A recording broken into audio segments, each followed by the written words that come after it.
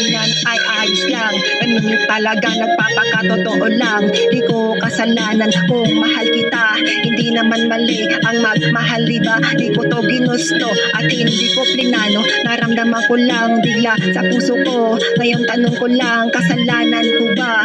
Kung ako sa'yo ay nahulog na, at para sa akin ito ay mahalaga, at ligaya ko ay ikaw lang talaga. Ayoko sa iba, sa'yo ko masaya, at ko laging hinahanap at pinapangarap. Mahal kasi kita, di ko kayang magpanggap na ako ay masaya pag iba aking kasama. Sa totoo lang, ayoko sa iba, ikaw ang gusto ko, ikaw lang talaga.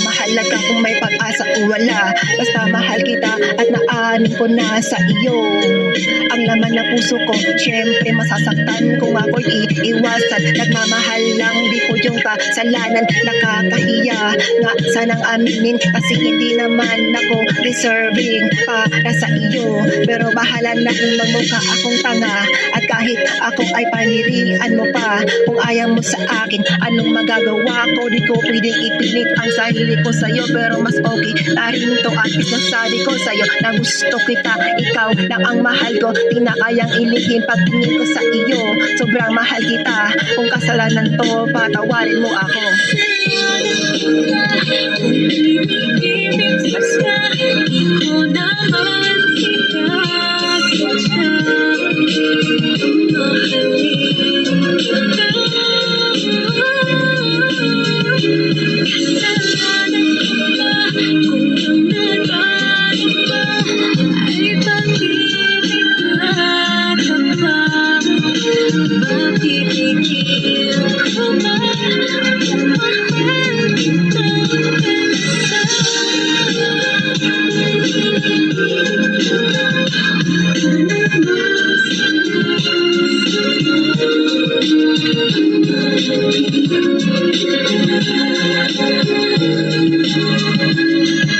Kasalanan ko ba kung mahal kita? Kasalanan ko ba kung sa'yo ko masaya? Kasalanan ko ba kung sa'yo ko tinamaan at ikaw ang aking kailangan? Kasalanan ko ba kung ako ay na-in love sa iyong ngiti at maganda mong mata na kung tumitig tumatagos sa puso, at talaga namang ako'y napol sa iyo? Kasalanan ko ba lakas ng tama ko sa'yo at gustong gusto ko ang buhok mong mahaba at mabango? Kasalanan ko ba kung ikaw ang laman ng puso ko at isipan? Believe me, cause I mean it, I am pretty sure about it. I love you, girl, and if loving you with all my heart is a crime, and I am guilty.